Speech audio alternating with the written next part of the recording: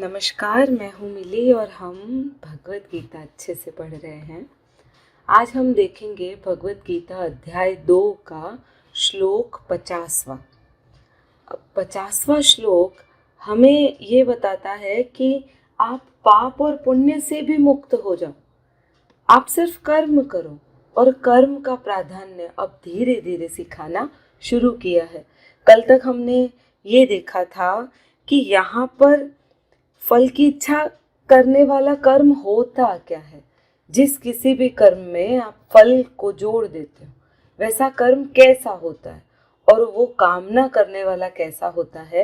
अगर आपको वो जानना हो, आप पहली बार मेरा वीडियो देख रहे हैं तो इसके आगे वाला जो भी मेरा वीडियो है वो आप देख सकते हो। चलिए तो आज देखते हैं, संस्कृत में थोड़ा सा पढ़ते हैं, ये भी थोड़ा आसान है, पढ़ सकती हूँ।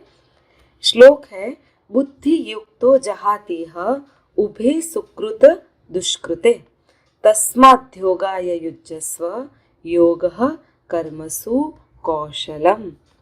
सिंपल सा अगर यहाँ पर मुझे समझ में जो आ रहा है, सपोज मैं अर्थ ना भी देखूँ तो भी ये यही है कि आपका जो भी कर्म है, योग में रत रहने वाला कर्म जो होता है वही कुशलता को प्राप्त होता है। चलिए थोड़ा डिटेलिंग में इसका भावार्थ देखते हैं। तो इसका भावार्थ कुछ इस तरह का है, समबुद्धि युक्त पुरुष पुण्य और पाप दोनों को इस लोक में त्याग देता है, अर्थात उनसे मुक्त हो जाता है। इससे तू समत्व रूप योग में लग जा। यह समत्व रूप योग ही कर्मों में कुशलता है, अर्थात कर्म बंधन से छूटने का उपाय है। अब हाँ, ये जो वर्ड है ना, कर्म बंधन से छुटकारा पाओ, कैसे छूटे हम कर्म बंधन से। आपको भी पता होगा, आप इस संसार में आए हैं तो कुछ चीज़ें ऐसी है जो आपको लगता है कि कोई व्यक्ति बिना किसी कारण से आपके पीछे पड़ा रहता है, उसे कुछ चाहिए नहीं होता पर आपको परेशान करता रहता है। कोई ऐसा भी होता है जो आपको बिना किसी लोभ या लालच के हमेशा मदद करता रहता है। कुछ आपके मित्र होते हैं और कुछ शत्रु, और कुछ शत्रुता निभाते निभाते भी मित्रता का परिचय दे देते हैं। वो करना बुरा चाहते हैं पर हो जाता है अच्छा। अब ये सब क्या है? तो हम लोग कहते हैं कि शायद हमारे कर्म है जो हमें चुकाने पड़ेंगे। कर्मों को लेकर हमारी बहुत सारी कहानियां हैं कि अगर कुछ पाप किया होगा तो आपको उसका क्यूमुलेटिव जो चक्रवृद्धि ब्याज होता है ना, उसी तरह से उसे चुकाना पड़ेगा। अगर आपने कोई पुण्य किया है तो पुण्य भी उसी तरह से निरंतर आपको मिलता रहता है। इसीलिए इस संसार को हम भव सागर कहते हैं। आप देखिए, कुछ चीज़ें आपके लिए समझने में बहुत आसान होती है जो दूसरे के लिए नहीं होती। वो क्यों ऐसा होता है? अगर किसी किसी को पुराण समझना या भगवत गीता समझना, ये सब चीज़ें बहुत आसान लगती है, जबकि दूसरों के लिए ये इतनी आसान नहीं भी हो सकती है। हमें आसान लगती है क्योंकि हमने शायद किसी न किसी जन्म में उसे समझने के लिए उसके ऊपर हमने काम किया है, इसलिए हमें वो थोड़ी आसान लग सकती है। अब भगवान ये कह रहे हैं कि तू कर्म बंधनों से छूटना अगर चाहता है ना, तो योग की कुशलता पाले। योग की कुशलता, इसका अर्थ होता है प्रकृति से जुड़ने में कुशलता। हम ऑलवेज एब्सेंट माइंडेड रहते हैं इन एवरी टाइम। जब भी आप एब्सेंट माइंडेड रहेंगे ना, आपका जो भी काम होगा वह इतना अच्छे से नहीं होगा जितना अच्छे से वह काम होना चाहिए। भगवान यही कह रहे हैं कि पाप और पुण्य से मुक्त होने का एक ही नियम है, ये कि तू सांख्य को समझ ले, अपने आप को समझ ले। खुद को जिसने जान लिया है उसके लिए कुछ भी जानना शेष नहीं रहता। कहते हैं ओमनी प्रेजेंट हो जाते हैं, त्रिकाल ज्ञानी, तीनों काल में प्रेजेंट, ओमनी प्रेजेंट हो जाता है। ओमनीपोटेंट हो जाता है, मतलब सब कुछ जानने वाले बन जाता है। अब सब कुछ जानने वाले मतलब क्या मुझे कपड़े सीना या जूते बनाना या ज्वेलरी में सही सोना है या नहीं, या जो भी नगीना है वो असली है या नहीं, वो चेक करना आ जाएगा? या कोई भी इंजीनियरिंग मशीन्स चलानी आ जाएगी, या कंप्यूटर के सॉफ्टवेयर बैठे बिठाए आ जाएंगे? नहीं। जो अपने आप को जान लेता है, मतलब जो स्वयं को पा लेता है, उसके लिए फिर बाहर की जो चीज़ें हैं ना, उसको समझना थोड़ा और आसान हो जाता है।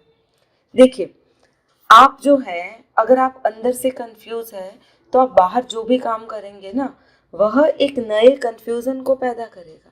कृष्ण कह रहे हैं कंफ्यूज मत बन, तू क्लियर हो जा। योग कर्मशु कौशलम, कुशलता उसी में है कि तू अपने आप को इस प्रकृति से जोड़ दे और कर्म बंधन से मुक्त हो जा। प्रकृति से जुड़ते से ही हम कर्म और बंधनों से मुक्त हो जाता है। सिंपल सा है। आप अंदर से बहुत ठहराव, बहुत आनंद वह आपके पास है, तो बाहर जो भी चीज़ आप करेंगे, कुछ बोलेंगे या कोई काम करेंगे, ऑफिस में काम करेंगे, घर में करेंगे, बच्चों के साथ डिस्कस करेंगे या अपने बड़ों के साथ डिस्कस करेंगे, उसमें आप कभी भी डिस्टर्ब नहीं होंगे। आप पूरी तरह से समत्व में आ जाएंगे। अब अपने आप को जानने का रास्ता क्या है? तो भगवान ने सांख्य में बड़े अच्छे से सिखाया है। भगवान ने बताया है कि खुद को जानने का एकमात्र साधन आपकी सांसें है। अपने आप को जानने के लिए आप जो कुछ भी करते हो, उस क्रिया में पूरी तरह से सरेंडर होने का भाव रखें और आप अपने आप को जान लेंगे। और खुद को जानना अर्थात प्रकृति को समझ लेना ही पाप और पुण्य से मुक्ति है। और अगर आप पाप और पुण्य से फ्री होना चाहते हैं तो आप सिर्फ एक चीज करें, सरेंडर हो जाएं। इतना सरेंडर हो जाए कि आप जो कुछ भी कर रहे हैं ना, उसमें आपकी अलर्टनेस बढ़ जाए।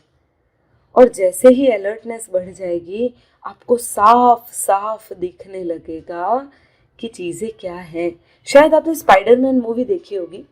उसमें स्पाइडरमैन जो है ना, उसको हर एक चीज़ स्लो मोशन में दिखती है।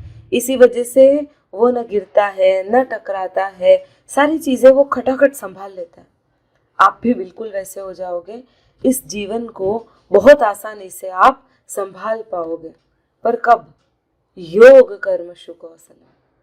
जब आप इस प्रकृति के साथ जुड़ जाएंगे, आप अपने आप के साथ जुड़ जाएंगे और उसी से आपको बेहतरीन कुशलता मिल सकती है। और उसी के साथ जब आप अलर्ट हो जाते हैं ना, तब जो भी काम आप करते हैं उसका कोई ऋण बंधन नहीं बनता है।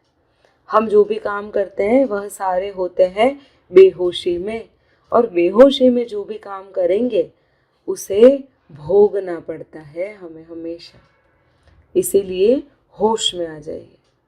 देखिए क्या कर रहे हैं, उसके पीछे का उद्देश्य क्या है, और सही में क्या वो करने लायक काम है तो ही करिए। तो अगर वीडियो पसंद आया हो तो लाइक कीजिए। अगर लाइक करने लायक लगता हो तो ज़रूर कीजिए। वीडियो को एक बार, दो बार ध्यान से सुनिए कि मैं कहना क्या चाहती हूँ। और सब्सक्राइब नहीं किया है तो कर लीजिए। धन्यवाद।